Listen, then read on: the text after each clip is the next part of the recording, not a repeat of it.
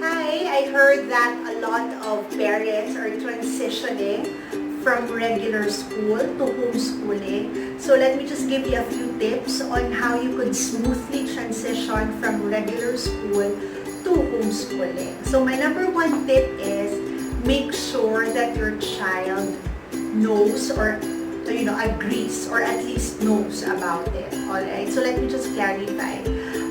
Agrees is most needed to those who are probably grades 4 pataas because most likely they have already established friends, barkadas, routines. They have their personal wants already when it comes to this matter. So it would be a little bit hard for them if you would just inform them that starting next school year I will be homeschooling you. My suggestion is you sit down with your child, you talk to them, you lay down the pros and cons and make sure that they are in the same boat with you. Na hindi sila napilitan, alright? Or hindi nila nararamdaman that they were left out in this decision. Alright? So that's very, very important so that you could transition smoothly. Number 2 is, alright, if your child is ready, you should also be ready. Okay? Hindi naman I'm not trying to scare you, okay? Hindi ako nananakot. But I just want to let you know that if you are homeschooling a child that is from kinder to grade 3, the burden of homeschooling falls on the parent and not on the child.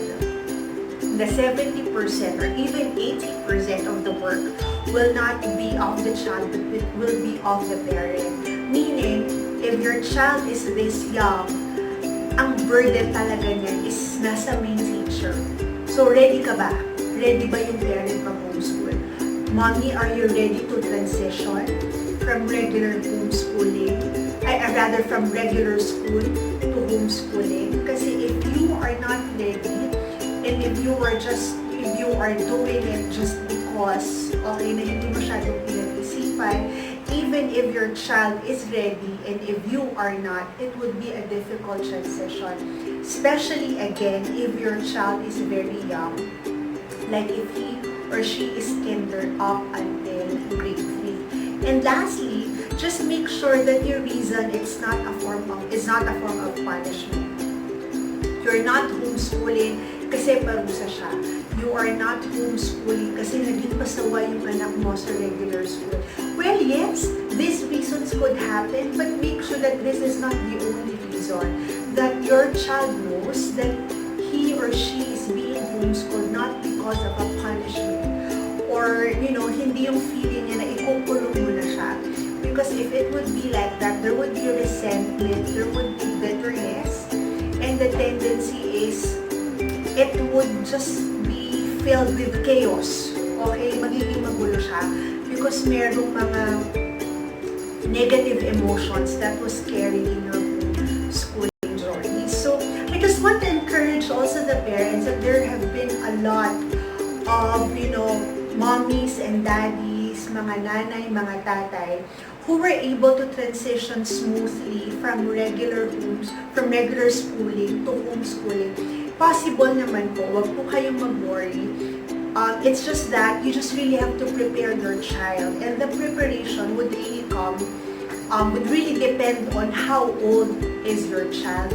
The younger, the easier. However, the parents, again, have to be ready.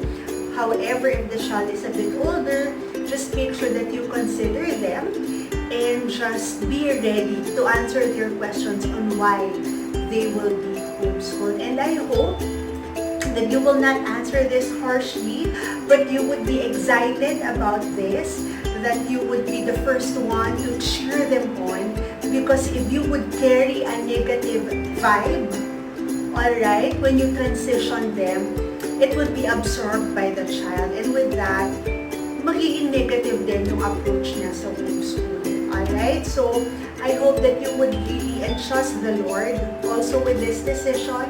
Ask Him if it is His will for you to transition from a regular school to homeschooling. Because again, this is a major decision, okay? This would run for 1 school year, and it would probably take so much of your time, even remove one of the paychecks at home. I do not know. But you just really have to rely on the Lord and ask Him if this is His will. And if the Lord wants you to do this, I'm sure He will just open doors and make sure that everyone in the family is ready to transition. Thank you so much. And if you have more questions on this, you may comment on this video and follow and like my page, Ready to Marry